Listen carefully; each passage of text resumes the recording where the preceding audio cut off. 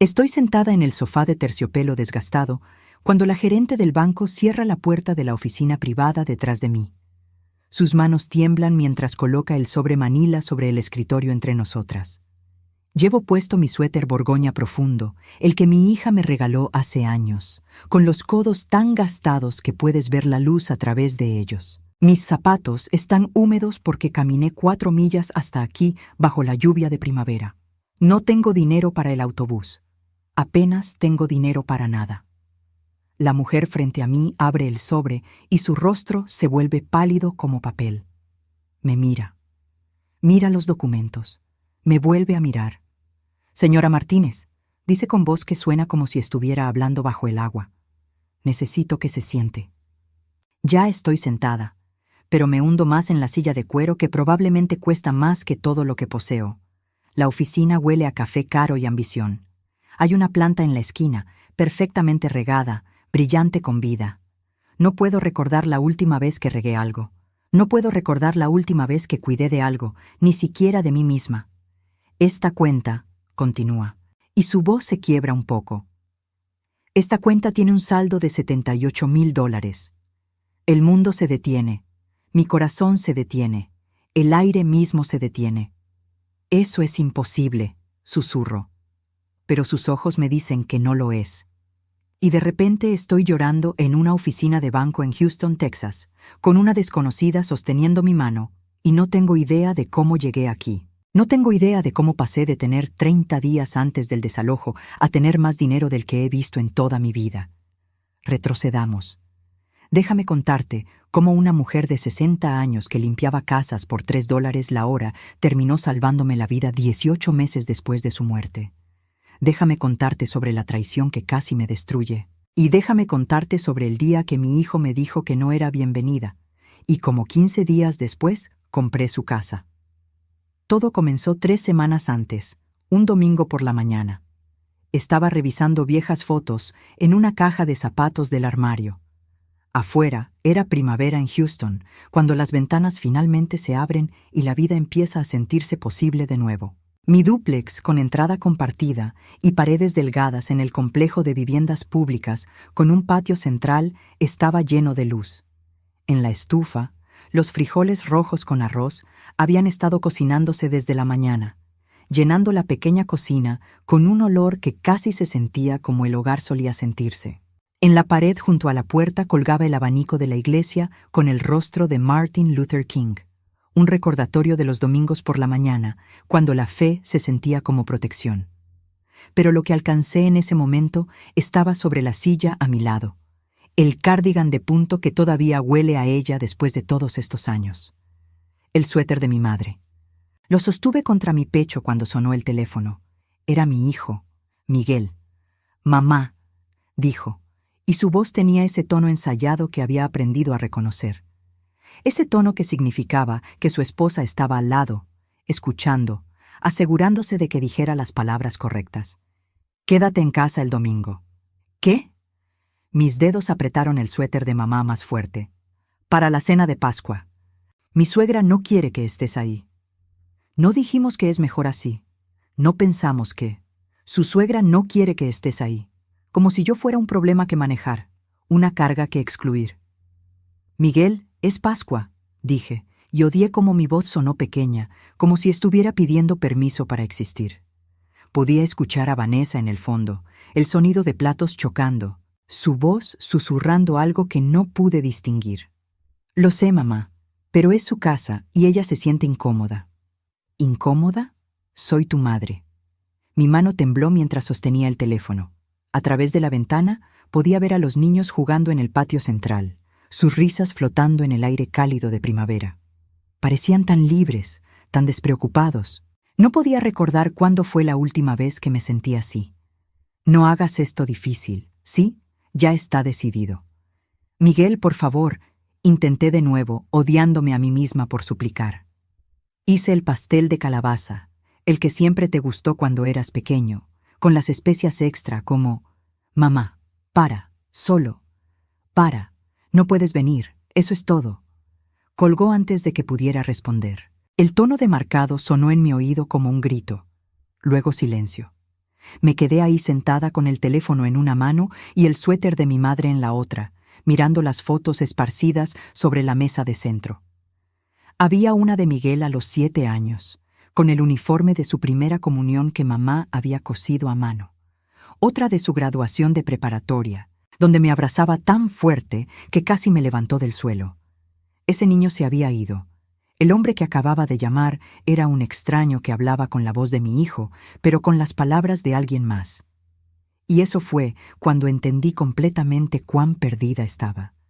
No solo perdida, destruida, borrada, hecha invisible por las mismas personas que se suponía debían verme más claramente. Me senté en ese sofá durante lo que parecieron horas. El sol se movió a través de las ventanas, proyectando sombras largas sobre las fotos dispersas. Observé cómo la luz cambiaba, cómo el día continuaba moviéndose, aunque mi mundo se había detenido. En la cocina, los frijoles burbujeaban suavemente. El olor me recordó a domingo por la mañana con mamá, cuando ella cocinaba mientras yo hacía mi tarea en la mesa de la cocina. La comida es amor, solía decir. Recuerda eso, mija. Alimentas el cuerpo para alimentar el alma. Pero ¿qué pasa cuando la persona que alimentas ya no quiere lo que tienes para dar? Recordé el último cumpleaños de Miguel antes de que se casara. Había horneado su pastel favorito, chocolate con relleno de frambuesa. Pasé todo el día en la cocina de ese dúplex, con el ventilador zumbando porque no tenía aire acondicionado. Mis manos dolían de batir, mezclar, decorar. Cuando llegué a su apartamento con el pastel, sus ojos se iluminaron como cuando era niño. «Mamá», había dicho, abrazándome fuerte, «nadie hace pasteles como tú». 2 años después, Vanessa le compró un pastel de una pastelería de lujo para su cumpleaños. Costó más que mi alquiler semanal, y cuando mencioné que había traído su pastel favorito, me miraron como si hubiera traído algo vergonzoso, algo primitivo. «Qué lindo, mamá», dijo Miguel, pero no lo probó. El pastel se quedó en la encimera hasta que se puso rancio, y luego vi a Vanessa tirarlo a la basura sin siquiera desenvolverlo completamente. Ese fue el momento en que debería haberme dado cuenta. Ese fue el momento en que debería haber entendido que estaba perdiendo a mi hijo, no a la vida adulta, sino a algo mucho más deliberado. La traición no comenzó con esa llamada telefónica. La traición había estado sucediendo durante 2 años, pero yo había sido entrenada para no verla. Manipulación psicológica, distorsión de la realidad. Mi hijo y su esposa me convencieron de que estaba recordando las cosas mal, que era demasiado sensible, que su crueldad era mi problema de percepción. Empezó de manera pequeña. Una cena de Navidad a la que llegué con el pastel de calabaza que siempre hacía, el que mamá me enseñó a hacer con especias extra, porque así le gustaba a Miguel de niño. Su esposa, Vanessa, sonrió y dijo: «Oh, trajiste postre. Ya hice 3. Supongo que tendremos que tirar algo».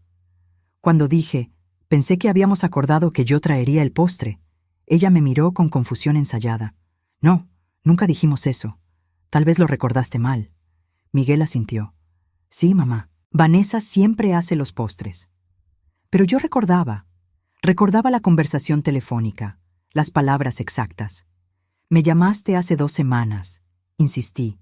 «Dijiste que apreciabas que yo siempre traía el pastel de calabaza. Dijiste, mamá». Miguel me interrumpió, su tono cambiando a esa paciencia forzada que usas con niños pequeños. «Nunca dije eso. Quizás estabas pensando en otro año». Así que empecé a escribirlo todo, cada promesa, cada plan, cada conversación.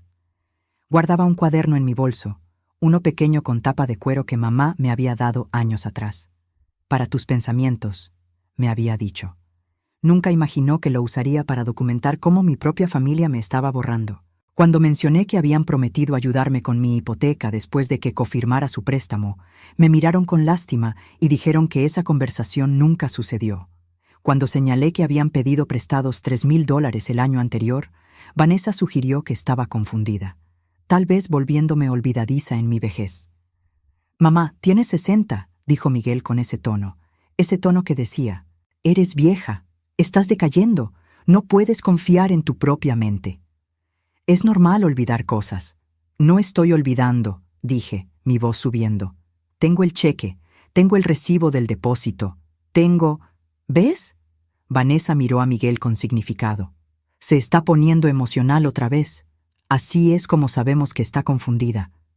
Pero yo no estaba olvidando, estaba siendo borrada. Las paredes de mi dúplex eran tan delgadas que podía escuchar a mis vecinos discutir en español 2 puertas más abajo. El patio central estaba lleno de niños jugando, sus gritos de felicidad filtrándose a través de las ventanas que finalmente estaban abiertas después del largo invierno. Y ahí estaba yo, una mujer de 60 años que había trabajado cada día de su vida desde los 14, siendo hecha sentir como si estuviera perdiendo la razón. Empecé a grabar conversaciones. Tomaba capturas de pantalla de mensajes de texto. Guardaba correos electrónicos. Construí un caso contra mi propia cordura porque necesitaba probar, primero a mí misma, que no estaba loca. Mi teléfono se llenó de archivos etiquetados con fechas y horas. Audio de conversaciones donde prometían una cosa y luego negaban haberlo dicho. Screenshots de mensajes que desaparecían de hilos enteros cuando trataba de volver a ellos. ¿Qué estás haciendo?, Miguel preguntó una vez cuando me vio tomar una captura de pantalla de nuestro intercambio de mensajes. Documentando, dije simplemente. Eso es enfermo, mamá. ¿Por qué no puedes simplemente confiar en nosotros? Porque me están haciendo dudar de mi propia mente, respondí. Y no puedo permitir eso. Vanessa rió. Una risa corta, dura. Escúchala. Piensa que somos parte de alguna conspiración contra ella. Y aún así, me hacían sentir como si estuviera equivocada. El aviso de ejecución hipotecaria llegó 4 meses antes de esa llamada telefónica sobre la cena de Pascua. El sobre era grueso y pesado, sellado con el tipo de seriedad que te dice que tu vida está a punto de cambiar. Dentro, 30 días. 30 días para pagar $20,000 o perder mi hogar. Y por $20,000 que no tenía porque había cofirmado un préstamo para Miguel y Vanessa 3 años antes. Ellos necesitaban ayuda con el pago inicial de su casa. Juraron que lo manejarían. Prometieron que nunca afectaría mi crédito. Recuerdo el día que firmé esos papeles. Estábamos en la oficina de un prestamista, un lugar con alfombra beige y plantas falsas. Miguel me tomó de la mano. Mamá, esto significa todo para nosotros. No podríamos hacer esto sin ti. ¿Estás seguro de que pueden manejar los pagos?, pregunté, leyendo las cifras que parecían imposiblemente altas. Completamente seguro, dijo Vanessa. Mi promoción acaba de pasar. Estamos en una posición tan buena financieramente. Esto es solo una formalidad. El banco solo quiere ver otro nombre en el papel. El agente de préstamos me miró con algo que parecía preocupación. Señora Martínez, entiende que si ellos no pagan, usted es completamente responsable de esta deuda, ¿verdad? Su casa, su crédito, todo está en riesgo. Lo entiendo, dije, pero no lo entendía, no realmente, porque nunca imaginé que mi propio hijo me dejaría hundirme. Miguel apretó mi mano. No va a pasar nada, mamá, te lo prometo. Cuidaremos de esto como si fuera nuestro bebé. Vanessa asintió entusiasmadamente. Absolutamente. Y mamá, una vez que nos establezcamos en la casa, puedes venir cuando quieras. Tendrás tu propia habitación de invitados. Será tu segundo hogar. Esas palabras me hicieron firmar. La promesa de pertenecer, de tener un lugar en sus vidas. Qué estúpida fui al no darme cuenta de que las promesas que se hacen mientras se necesita algo rara vez se cumplen después de obtenerlo. Firmé porque quería creer que mi hijo no me mentiría sobre algo tan importante. Firmé porque quería ser útil. Firmé porque el amor me volvió estúpida. No lo hicieron. La deuda cayó sobre mí, y de repente tenía 60 años, y estaba perdiendo el dúplex con entrada compartida y paredes delgadas que había sido mi hogar durante 15 años. Les supliqué que me ayudaran. Literalmente les supliqué. Me arrodillé en su sala de estar con su nueva alfombra de área que costaba más que mi alquiler mensual y les pedí que me salvaran. No tenemos ese tipo de dinero, mamá, dijo Miguel, sin siquiera mirarme. Estaba revisando su teléfono, deslizando el dedo perezosamente a través de lo que sea que estuviera mirando. Su indiferencia me dolió más que un no directo. «Por favor», susurré, «me quedaré sin hogar». Vanessa suspiró como si yo fuera un inconveniente terrible. «Tal vez deberías haber sido más cuidadosa con tu dinero». Se levantó y se dirigió a la cocina, sus tacones haciendo clic en el piso de madera dura. «¿Alguien quiere café? Acabo de comprar esta increíble mezcla orgánica». Como si no acabara de suplicar por mi vida, como si estuviéramos discutiendo el clima. Luego vi las fotos en las redes sociales, el auto nuevo, las vacaciones en Cancún, la cocina renovada con encimeras de mármol y electrodomésticos de acero inoxidable que brillaban como promesas que nunca cumplirían. Foto tras foto de una vida que se construyó sobre mis ruinas. Cuando los confronté, dijeron que estaba siendo manipuladora, que estaba tratando de hacerlos sentir culpables, que una buena madre no llevaría la cuenta. «Estamos construyendo nuestra vida», dijo Vanessa. «No puedes esperar que pongamos eso en pausa por tus errores». «Confirmé tu préstamo», dije, mi voz temblando. «Ese fue tu error, no el mío». «No». Miguel se inclinó hacia adelante, su rostro endureciéndose. «Tú elegiste firmar. Nadie te obligó. Esa fue tu decisión, tu responsabilidad. No puedes ponernos eso encima ahora». «Firmé porque dijiste que podías manejar los pagos. Y lo hicimos, hasta que la economía cambió. Eso no es nuestra culpa». «Pero dejaste de pagar y nunca me dijiste. Dejaste que afectara mi crédito. Dejaste que pusieran mi casa en ejecución hipotecaria». Vanessa puso su mano sobre la de Miguel. «Vamos, cariño, no tiene sentido discutir con ella cuando está así. Así, como si estar desesperada por sobrevivir fuera una condición médica. Mis errores. Como si confirmar su préstamo, criarlos, amarlos incondicionalmente, fueran errores. Para cuando Miguel me dijo que me quedara en casa de la cena de Pascua, tenía 30 días hasta el desalojo. Sin ahorros, sin opciones, ningún lugar a donde ir. La única cosa que me quedaba era el dolor. Apenas 18 meses desde que mamá murió, todavía lo suficientemente fresco como para doler cada día. Y el cardigan de punto que todavía huele a ella después de todos estos años. Mi madre, quien sacrificó todo para que sus hijos pudieran tener más. Teníamos una relación complicada pero amorosa, del tipo donde peleas duro porque amas duro. Ella murió sin dinero, sin propiedad, sin nada que yo pudiera heredar, excepto su fuerza y su terquedad, y la forma en que me amó incluso cuando lo hice difícil. Pensé que no me dejó nada. Pensé que había fallado en construir el tipo de seguridad que ella quería para mí. Estaba equivocada. Esa tarde, después de que Miguel colgó, me quedé sentada en mi dúplex mientras los frijoles rojos con arroz se quemaban en la estufa. El humo llenó la cocina. Ni siquiera me moví para apagar el fuego. Observé cómo el humo subía, como fantasmas saliendo de una olla, oscureciendo la luz del sol que entraba por la ventana. Una vecina tocó a la puerta. Señora Chen, quien vivía en el edificio de al lado. «¿Estás bien?», preguntó en su inglés entrecortado. «Huelo quemar».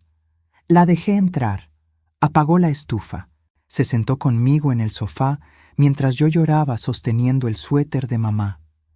«Mis hijos también», dijo en voz baja. «Crecen, olvidan». Pero esto no era olvido. Esto era algo más oscuro, más cruel. «¿Cómo lo soportas?», le pregunté. «¿Cómo sigues adelante cuando las personas que amas te hacen sentir como si no importaras?». Señora Chen pensó por un largo tiempo. «Recuerdo quién era antes de que nacieran», dijo finalmente. «Recuerdo que soy persona completa, no solo madre. Hijos olvidan, pero yo no olvido quién soy». Sus palabras se quedaron conmigo. Esa noche no pude dormir. Caminé por mi pequeño dúplex, tocando las paredes que pronto no serían mías. El refrigerador zumbaba en la cocina. El grifo goteaba en el baño. Afuera, alguien reía en el patio central, el sonido flotando a través de las paredes delgadas como un recordatorio de que la vida continuaba, incluso cuando la tuya se estaba desmoronando. Me detuve frente al espejo del pasillo. La mujer que me miraba de vuelta tenía 60 años, pero se veía 80. Ojos hundidos, mejillas hundidas, el suéter borgoña profundo colgando de hombros que alguna vez fueron fuertes, pero ahora solo parecían derrotados. Mi cabello, que solía ser negro como la noche, ahora era gris con hebras blancas. Tenía arrugas profundas alrededor de mi boca, no del sonreír, sino del preocuparse. ¿Cuándo me volví invisible? ¿Cuándo dejé de importar? En la pared junto al espejo colgaba el abanico de la iglesia con el rostro de Martin Luther King. Mamá me lo dio después de su último servicio dominical, 2 semanas antes de morir. Para que recuerdes, dijo, la fe no se trata de ser perfecta, se trata de levantarse. Pero yo no quería levantarme, quería desaparecer. Las siguientes 2 semanas pasaron en una niebla. No comí mucho. Los frijoles rojos con arroz que había estado cocinando se quedaron en el refrigerador, intactos, hasta que se echaron a perder. Dejé de responder el teléfono. Dejé de revisar el correo. ¿Qué sentido tenía? Solo serían más facturas que no podía pagar, más avisos sobre una vida que no podía sostener. Mis días se convirtieron en rutinas sin sentido. Me despertaba cuando el sol entraba a través de las cortinas delgadas. Me sentaba en la mesa de la cocina, con una taza de café instantáneo que había recalentado 3 veces porque seguía olvidando beberlo. Miraba las cajas que necesitaba empacar, pero no tenía energía para tocar. Una tarde, señora Chen trajo sopa otra vez. «No estás comiendo», dijo, no como pregunta, sino como hecho. Puso el tazón en mis manos. «Come. Necesitas fuerza». «¿Para qué?», pregunté. «¿Qué sentido tiene tener fuerza cuando no tienes a dónde ir?». Ella no respondió. Solo se sentó conmigo mientras la sopa se enfriaba en mis manos. Miguel llamó una vez. Dejó un mensaje de voz. «Mamá, solo queríamos asegurarnos de que entendieras sobre el domingo. Es realmente importante para Vanessa que su madre se sienta cómoda. Espero que lo entiendas. Oh, y también, ¿podrías dejar de enviarme esos mensajes sobre dinero? Es incómodo. Lo que pasó con el préstamo. Es complicado. No es tan simple como lo estás haciendo parecer. De todos modos, espero que estés bien. Adiós». Borré el mensaje sin terminar de escucharlo, pero las palabras se quedaron. Es incómodo. Como si mi desesperación fuera una violación social en lugar de una emergencia de supervivencia. Pascua llegó y se fue. Pasé el día en mi dúplex con las cortinas cerradas, sosteniendo el suéter de mamá, viendo viejas fotos de cuando Miguel era pequeño, antes de Vanessa, antes de que aprendiera que el amor puede retirarse como una marea, dejándote varada en la orilla. En una foto, tiene 5 años y estamos en el parque. Está en mis brazos, sonriendo tan grande que sus ojos casi desaparecen. Recuerdo ese día. Recuerdo cómo se rió cuando lo hice girar hasta que ambos estuvimos mareados. Recuerdo cómo me llamó la mejor mamá del mundo. ¿En qué momento dejé de ser suficiente? Pensé en todas las veces que me había sacrificado por él. Los turnos dobles que trabajé para comprar sus útiles escolares. Las noches que me quedé despierta ayudándolo con la tarea cuando estaba tan cansada que podía llorar. El dinero que ahorré durante años para su graduación, para su boda, para su futuro. Recordé cuando tuvo neumonía a los 8 años. No teníamos seguro médico. Trabajé 3 empleos simultáneamente durante 2 meses para pagar las facturas del hospital. Limpiaba oficinas por la noche, trabajaba en una lavandería durante el día, cuidaba al bebé de una vecina los fines de semana. Dormía 4 horas por noche. Mis manos sangraban de tanto lavar platos en la lavandería, pero pagué cada centavo de esas facturas médicas. Miguel se recuperó, creció fuerte y sano. Y ahora, 28 años después, ni siquiera podía recordar por qué le debía algo a la mujer que literalmente trabajó hasta sangrar para salvar su vida. Recordé su boda. Vanessa quería una ceremonia grande, elaborada. Costó $25,000.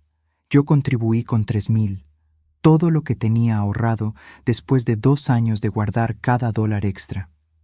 Era para mi retiro, para emergencias, pero lo di felizmente porque quería que su día especial fuera perfecto. En la boda, Vanessa me sentó en la parte de atrás, la madre del novio, en la última fila, detrás de primos que Miguel había visto tal vez 2 veces en su vida. Cuando pregunté por qué, me dijeron que era por el diseño del lugar, por la estética de las fotos. Debería haber sabido entonces. Debería haber visto la señal de advertencia brillante y parpadeante. Pero el amor es ciego, y el amor de una madre es ciego, sordo y completamente estúpido. Y todo lo que obtuve a cambio fue esto: ser excluida como una vergüenza, ser descartada como una carga. El lunes después de Pascua, recibí el aviso final de desalojo. 20 días, luego estaría en la calle. 60 años. 60 años de trabajar, de sacrificar, de amar a personas que decidieron que ya no valía la pena amarme de vuelta. Y ahora esto. Me senté en el suelo de mi sala de estar, rodeada de cajas que necesitaba empacar, pero no tenía a dónde llevar. El patio central afuera estaba lleno de vida, niños jugando, madres hablando, el sonido de normalidad que nunca volvería a tener. Señora Chen tocó a la puerta de nuevo. Esta vez trajo sopa. «No puedes rendirte», dijo, poniendo el tazón humeante en mis manos. «No tengo nada por lo que luchar», respondí. «Tienes tú, eso es suficiente». Pero no se sentía suficiente, no se sentía ni siquiera cerca de suficiente. Esa noche, desesperada por cualquier cosa que pudiera vender, finalmente abrí el armario de mamá. Había estado evitándolo durante 18 meses porque cada caja se sentía como perderla de nuevo. Pero con el desalojo acercándose, necesitaba pasar por todo, ver si había algo, cualquier cosa, que pudiera convertir en dinero. El armario estaba lleno de su ropa, vestidos que usó para la iglesia, suéteres que tejió a mano, el abrigo marrón pesado que usaba cada invierno, tan gastado en los codos que podías ver el forro asomándose. Tomé cada prenda, sosteniéndola contra mi rostro, inhalando el débil rastro de su perfume que de alguna manera todavía permanecía. Rosas. Ella siempre olía a rosas. Metí la mano en el bolsillo de ese abrigo, buscando nada en particular. Mis dedos rozaron metal. Una llave. La saqué. Pequeña, plateada, con un número estampado en el lateral. Envuelta alrededor de ella había un pedazo de papel doblado.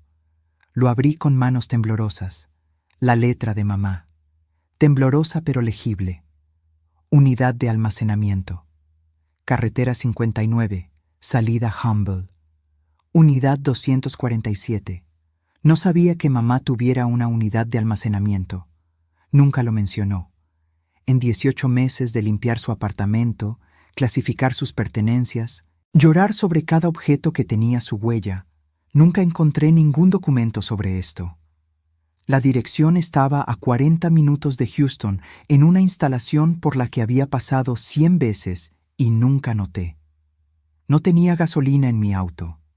Apenas tenía dinero para el autobús, pero a la mañana siguiente caminé. 4 horas bajo el sol de primavera que convertía mi suéter borgoña profundo en un horno. Mis pies sangraban en mis zapatos para cuando llegué. El viaje fue brutal. Houston en abril es un ensayo para el infierno de verano que viene. El calor se elevaba del pavimento en ondas que hacían que el aire pareciera líquido. Pasé por gasolineras donde la gente llenaba tanques, cafeterías donde familias reían sobre panqueques, toda la vida normal que ya no podía pagar. Mis piernas dolían, mi espalda dolía, pero seguí caminando porque era lo único que podía hacer. En cierto punto, un hombre en una camioneta se detuvo. ¿Necesitas un aventón?, preguntó. Se veía amable, pero también lo hacía Miguel antes de que aprendiera cómo traicionar. No, gracias, dije. manteniendo la distancia. Seguí caminando. El guardia de seguridad miró la llave, verificó el número, verificó mi identificación contra el contrato de alquiler en su sistema. Unidad 247, dijo. Se pagó por adelantado durante 50 años. ¿Es usted la hija? Asentí, incapaz de hablar. 50 años. Mamá había pagado 50 años de alquiler por adelantado. ¿Cuánto debió haberle costado eso? ¿Cuánto había ahorrado en secreto, dólar a dólar, mientras yo pensaba que no tenía nada? Me llevó por pasillos interminables de puertas de metal hasta que nos detuvimos frente a una al final. La llave encajó perfectamente. La puerta se elevó con un chirrido que sonó como respiración contenida. Dentro, una sola caja a prueba de fuego, gris, pesada, cubierta con una fina capa de polvo. La unidad de almacenamiento estaba limpia, con clima controlado, sin nada más excepto esa caja. Mis manos temblaban tanto que apenas pude abrirla. Dentro había documentos, escrituras, títulos de propiedad. Y cuando vi lo que eran, el mundo se inclinó de lado. 60 acres en Arkansas, tierra que mamá compró hace décadas con dinero que había ahorrado en secreto, $1 a la vez, de una vida pasada limpiando las casas de otras personas por $3 la hora. ¿Cuántas casas tuvo que limpiar? ¿Cuántos pisos tuvo que trapear? ¿Cuántas veces se arrodilló con las manos sangrando por productos de limpieza, ahorrando centavos que eventualmente se convirtieron en dólares? ¿Dólares que se convirtieron en esto? Pegada a la escritura había una nota en su letra. Para mi niña, cuando más lo necesites. Me derrumbé en el suelo de concreto frío de esa unidad de almacenamiento y lloré tan fuerte que el guardia de seguridad volvió a revisar si estaba bien. No estaba bien. Estaba destrozada. Estaba salvada. Estaba sosteniendo la prueba de que mi madre, quien había muerto sin nada, me había dejado todo lo que importaba. Me había estado cuidando todo el tiempo. Me senté en ese suelo de concreto durante lo que debieron haber sido 20 minutos, sosteniendo los documentos contra mi pecho. Lágrimas cayeron sobre el papel, manchando la tinta, pero no me importó. No podía dejar de llorar. No podía dejar de pensar en mamá, en todas las veces que la había visto cansada después de un día limpiando casas. Cómo sus manos olían a lejía, cómo nunca se quejaba. Recordé una conversación que tuvimos 6 meses antes de que muriera. Estábamos sentadas en su pequeño apartamento, tomando té. Ella parecía frágil, más pequeña de lo que recordaba. El cáncer la estaba consumiendo desde adentro, pero todavía se negaba a quejarse. «Mija», dijo, tomando mi mano con sus dedos delgados como papel. «¿Estás cuidando de ti misma?» «Estoy bien, mamá», mentí. Ya estaba luchando con las facturas, ya estaba sintiendo la presión del préstamo de Miguel. «No me mientas», dijo con firmeza. «Te conozco. Estás dando demasiado otra vez. Siempre das demasiado. Es mi hijo, mamá. Es lo que hacemos». Ella me miró durante un largo momento. «Los hijos crecen, se van. Tienes que cuidar de ti misma también. Prométeme que te cuidarás». «Te lo prometo», dije, pero era otra mentira. No sabía cómo cuidar de mí misma. Solo sabía cómo dar hasta que no quedara nada. «Hay cosas que no sabes», dijo mamá misteriosamente. «Cosas que entenderás cuando llegue el momento. Confía en eso». No entendí entonces. Pensé que era la morfina hablando, la confusión del final. Pero ahora, sosteniendo estos documentos, finalmente entendía. Ella había sabido. De alguna manera, había sabido que llegaría un día en que lo perdería todo, y había planeado para ese momento con una precisión que solo una madre que realmente ama puede alcanzar. «¿Es un trabajo honesto?», decía cuando le preguntaba cómo había sido su día. «Alguien tiene que hacerlo». Pero había sido más que eso. Había sido un sacrificio, una misión, un plan que abarcaba décadas. El guardia de seguridad regresó con una botella de agua. Toma, dijo suavemente. Parece que necesitas esto. Bebí, el agua fresca contra mi garganta seca. Gracias, logré decir. ¿Buenas noticias o malas? Preguntó. Buenas, susurré. Las mejores noticias. Mi madre. Ella me salvó. Él asintió como si entendiera. Las madres hacen eso. Sí, pensé. Las buenas madres hacen eso. El resto sucedió rápido. Contraté a un abogado, una mujer profesional y aguda llamada Patricia García, quien manejó todo con eficiencia que se sentía como compasión. La encontré en las páginas amarillas de la biblioteca pública sin poder pagar mi propia computadora o internet. Cuando le expliqué mi situación, sus ojos se llenaron de algo que parecía rabia en mi nombre. Te voy a ayudar, dijo, y no voy a dejar que esos bastardos se salgan con la suya. Enumeramos la tierra. Un comprador apareció en 3 días. Oferta en efectivo, sin contingencias. Un desarrollador que quería construir cabañas para retiro. Pagó precio completo sin negociar. 9 días después de encontrar esa llave en el bolsillo del abrigo de mamá, estaba sentada en la oficina del banco mientras la gerente se ponía pálida. $78,000. Después de impuestos, después de honorarios de abogado, después de todo. Exactamente lo que necesitaba para salvar mi casa del embargo hipotecario y tener un colchón que me mantendría segura por años.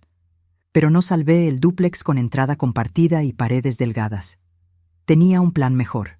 Patricia investigó. Resultó que Miguel y Vanessa habían estado luchando con su hipoteca durante meses. Algo que solo supe después. Habían asumido demasiado. La casa con la cocina de mármol y los electrodomésticos de acero inoxidable estaba arrastrándolos hacia abajo. Estaban a 3 meses de su propia ejecución hipotecaria. ¿Quieres saberlo mejor?, dijo Patricia, deslizando los documentos a través de su escritorio. Están desesperados. Han estado tratando de vender durante 2 meses, sin ofertas. El mercado se está desacelerando y sobrevaluaron. Algo se encendió en mi pecho. No venganza, exactamente, justicia. Haz una oferta, dije. ¿Cuánto? Justa, ligeramente por encima del valor de mercado, imposible de rechazar. Patricia sonrió. Era una sonrisa que decía que había hecho esto antes, que entendía exactamente qué tipo de justicia estábamos administrando. Me gusta cómo piensas. Hice una oferta en efectivo, a través de Patricia, para que nunca tuviera que enfrentarlos. La oferta era justa, ligeramente por encima del valor de mercado. Imposible de rechazar. Miguel llamó cuando se enteraron. «Mamá, ¿eres tú? ¿Eres tú quien está tratando de comprar nuestra casa?» «Sí», dije. Mi voz era tranquila, firme, no temblaba. «¿Cómo? ¿De dónde sacaste ese tipo de dinero?» Podía escuchar pánico en su voz. Vanessa hablando rápidamente en el fondo. Mi madre me lo dejó. Silencio. Luego, pensé que la abuela no tenía nada. Ella tenía suficiente, dije, suficiente para enseñarme que el amor real protege, incluso después de la muerte. No puedes hacer esto. Su voz se quebró. Mamá, por favor, esto es cruel. Cruel, repetí la palabra. ¿Sabes lo que es cruel, Miguel? Cruel es dejar que tu madre enfrente el desalojo cuando tienes dinero para vacaciones en Cancún. Cruel es excluirla de la cena de Pascua. Cruel es hacerla sentir loca por recordar cosas que realmente dijiste. Eso es diferente. No lo es. Es exactamente lo mismo. Hiciste elecciones. Ahora yo estoy haciendo las mías. Ya está hecho. La venta es legal, final, inmediata. Tienes 30 días para desalojar. 30 días. Los mismos 30 días que estaban dispuestos a dejarme vivir en la calle. Mamá, por favor. Estaba llorando ahora. Podía escucharlo en su voz, el sonido de consecuencias finalmente alcanzándolo. Somos tu familia.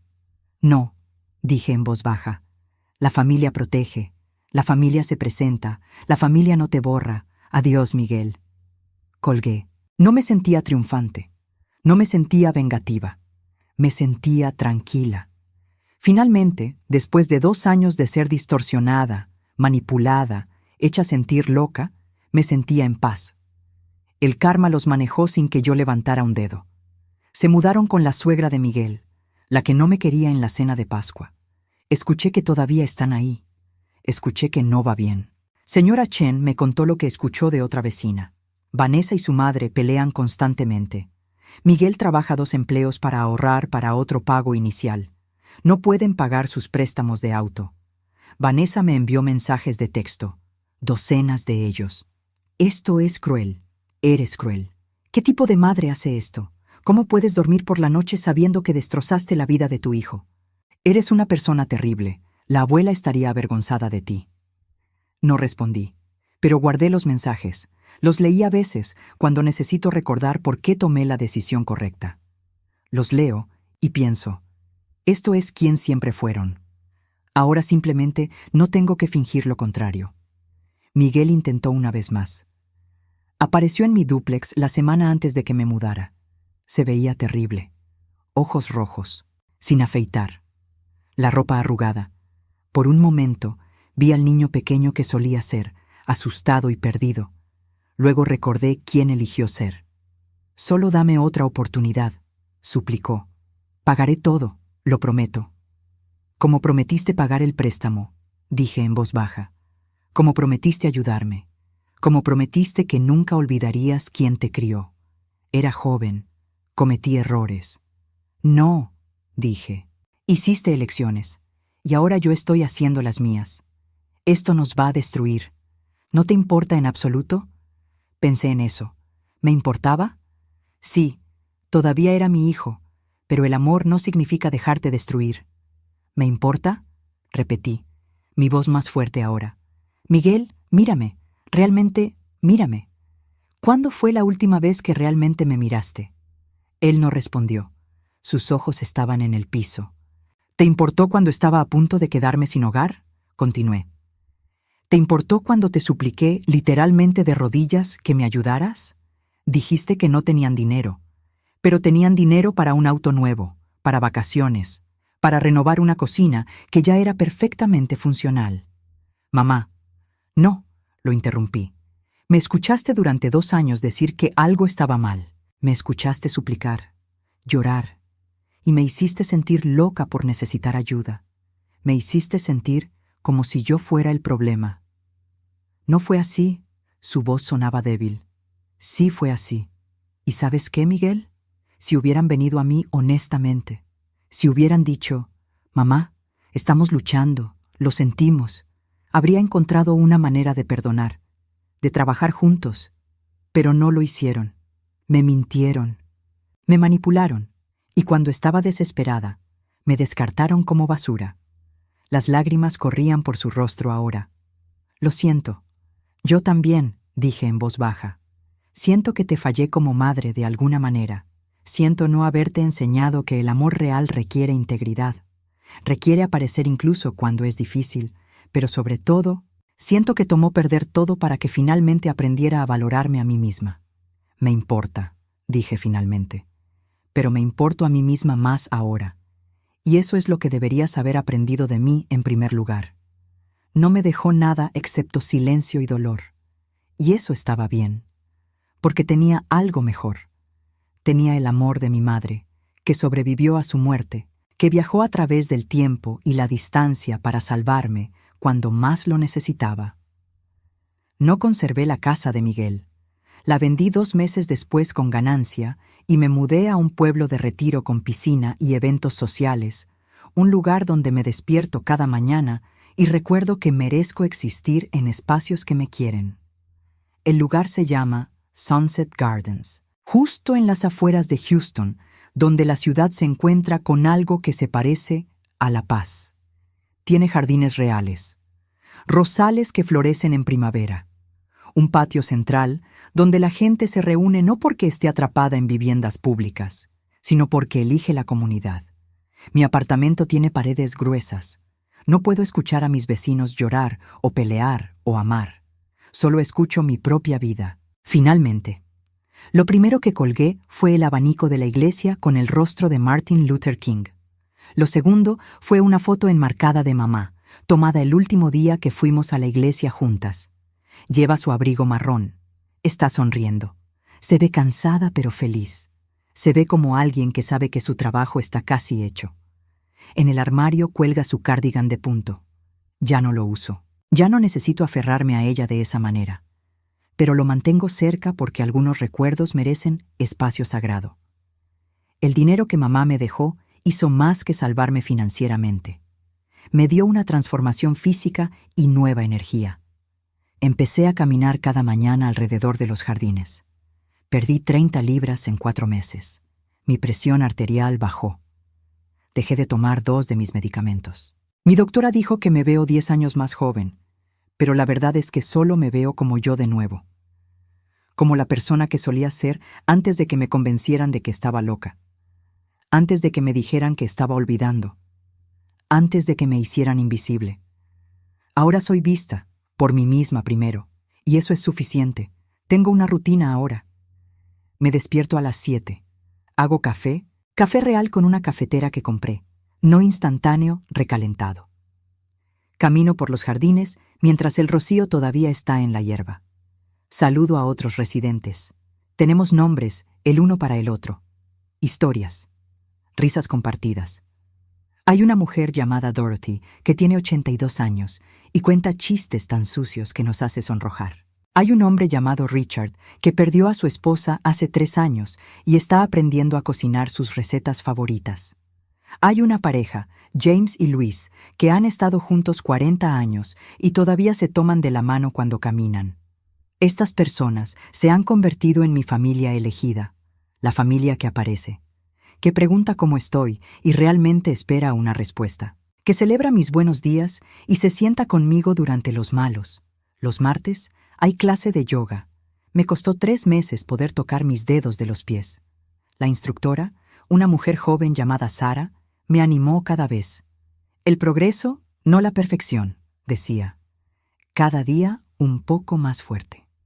Los jueves, club de lectura. Estamos leyendo a Isabel Allende este mes. Dorothy dice que es demasiado romántico. Richard dice que le recuerda a su esposa. Yo digo que es perfecto porque me recuerda que la vida puede ser grande y apasionada y hermosa, incluso cuando pensaste que se había terminado.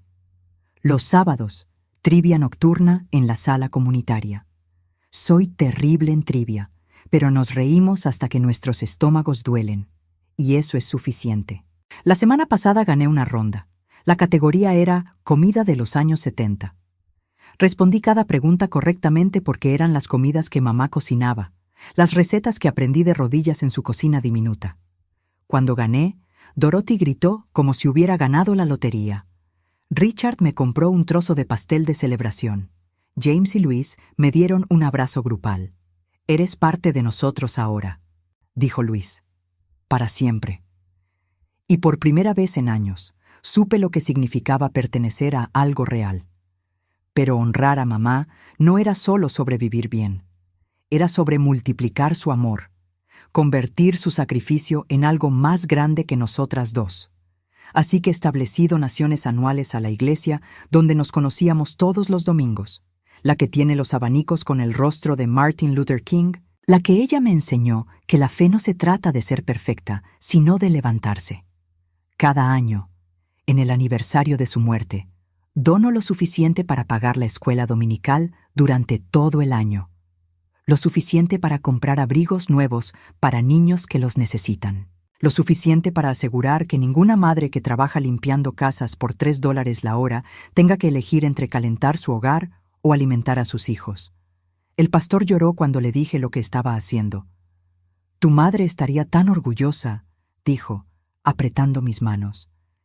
Ella siempre supo que eras especial. Pero creo que ella ya lo sabía. Creo que ella sabía exactamente quién era yo, quién sería, cuando escondió esa tierra en Arkansas, cuando pagó 50 años de alquiler de almacenamiento por adelantado, cuando escribió esa nota, para mi niña, cuando más lo necesites. Ella me conocía mejor que yo misma. Ella sabía que llegaría un día en que lo perdería todo, y se aseguró de que cuando ese día llegara, no estaría sola. Patricia García, la abogada que me ayudó con todo, se convirtió en algo más que representación profesional. Se convirtió en amiga. Nos reunimos para café una vez al mes en una cafetería a medio camino entre nuestros vecindarios. Ella trae las pastelitos, yo traigo historias. ¿Alguna vez te arrepientes?, preguntó hace unas semanas. ¿De comprar su casa? ¿De darles un ultimátum tan duro? Lo pensé por un largo tiempo. Afuera, la primavera estaba sucediendo de nuevo. Las ventanas de la cafetería estaban abiertas. El aire olía a flores y posibilidad. No, dije finalmente. Me arrepiento de que llegara a eso. Me arrepiento de que mi hijo eligiera el dinero sobre mí, pero no me arrepiento de salvarme a mí misma. Bueno, dijo Patricia, levantando su taza de café. Por salvarse a sí misma. Brindamos, y en ese momento sentí a mamá conmigo. No como tristeza o pérdida, como presencia, como amor que no termina solo porque un corazón deja de latir. Miguel llamó el mes pasado, primera vez en casi un año. Dejó un mensaje de voz. Mamá, soy yo. Sé que han pasado meses. Sé que probablemente ni siquiera quieras hablar conmigo, pero necesitamos hablar. Por favor, solo dame una oportunidad. No respondí. Tal vez algún día lo haré. Tal vez algún día pueda sentarme con él y explicar que esto no era sobre castigo. Era sobre supervivencia. Era sobre aprender que no puedo sacrificarme hasta la inexistencia solo porque comparta ADN con alguien. Pero ese día no es hoy. Hoy, camino por los jardines de Sunset Gardens con el sol de primavera cálido en mi espalda. Llevo ropa nueva, no el suéter borgoña profundo con los codos desgastados. Ese suéter se fue hace meses. Ya no necesito aferrarme a símbolos de quien solía ser. Ahora soy alguien nuevo. Alguien que se salvó a sí misma con la ayuda de una madre que nunca dejó de cuidar, incluso desde el más allá. Más tarde hoy, tengo planes para reunirme con señora Chen. Se mudó a Sunset Gardens 3 meses después de que yo lo hice. Dice que es un milagro. Yo digo que solo es la vida funcionando como debería, personas cuidándose mutuamente. Vamos a hacer frijoles rojos con arroz juntas. Ella me va a mostrar cómo su madre los hacía. Yo le voy a mostrar cómo los hacía mi madre. Y vamos a crear algo nuevo que honre a ambas mujeres que nos enseñaron que el amor es verbo, no sustantivo. Acción, no sentimiento. Protección que dura más allá de la muerte. Y cuando la noche caiga y regrese a mi apartamento con paredes gruesas y ventanas que se abren a jardines en lugar de patios de viviendas públicas, leeré la nota de mamá de nuevo, la que encontré pegada a la escritura de tierra. Para mi niña. Cuando más lo necesites. La leo a menudo, no porque la olvide, sino porque me recuerda que fui amada por completo. Incondicionalmente, del tipo de amor que planifica con 50 años de anticipación, que ahorra dólares individuales, que encuentra formas de proteger incluso cuando ya no está aquí para hacerlo en persona. Y cada vez que la leo, le hablo. Lo logré, mamá. Digo al aire vacío que de alguna manera no se siente vacío en absoluto. Me salvé. Gracias por darme las herramientas. Gracias por nunca rendirte conmigo. Gracias por amarme lo suficiente como para planear para un futuro que nunca verías. No hay respuesta, pero no la necesito. La respuesta está en el hecho de que estoy aquí, viva, a salvo, completa. La respuesta está en que sobreviví. Lo que quiero que la gente entienda es el impacto en la salud, las consecuencias físicas y mentales del abuso. El costo que el abuso psicológico cobra no es abstracto, es concreto, es medible. Está matando a personas lentamente desde adentro. Durante esos 2 años de manipulación, desarrollé insomnio que me dejaba despierta hasta las 3 de la mañana, reproduciendo conversaciones, cuestionando mi propia memoria. Mi presión arterial se disparó. Subí de peso porque comía mis emociones, luego bajé de peso porque era demasiado ansiosa para comer en absoluto.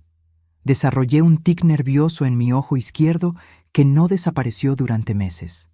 Los estudios muestran que la violencia doméstica puede ser el mayor factor de riesgo para el abuso infantil. El patrón se repite generación tras generación hasta que alguien lo rompe.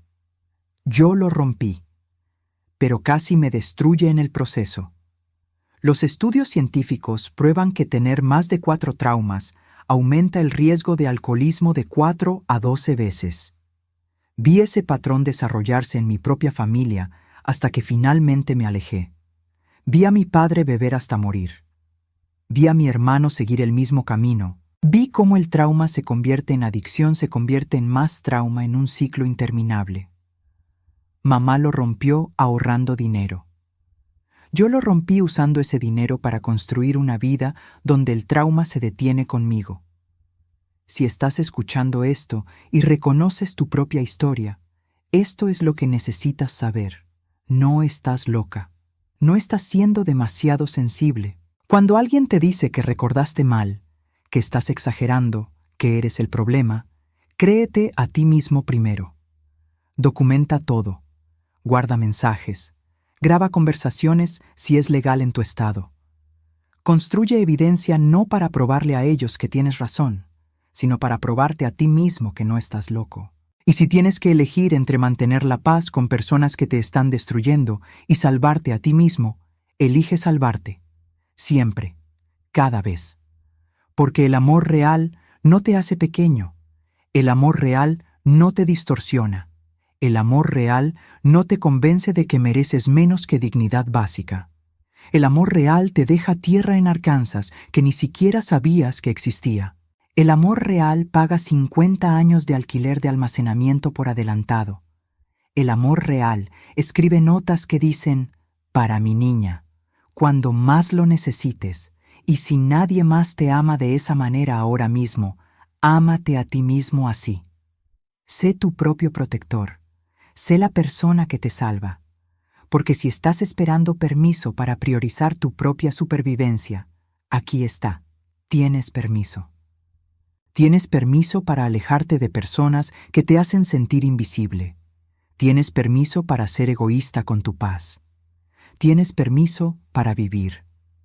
Mi madre ha estado muerta 18 meses, todavía lo suficientemente fresco como para doler cada día. Pero me salvó la vida este año. Pasó décadas guardando dinero que no sabía que tenía, comprando tierra en un estado en el que nunca había estado, protegiéndome de un futuro que de alguna manera sabía que vendría. Algunas personas nunca dejan de ser tu protector, incluso después de que se van, incluso cuando pensaste que no quedaba nada. Me dejó todo lo que importaba. Y 15 días después de que mi hijo me dijera que no era bienvenida, compré su casa con su amor. Ahora, antes de que terminemos, déjame preguntarte, ¿desde dónde me estás escuchando?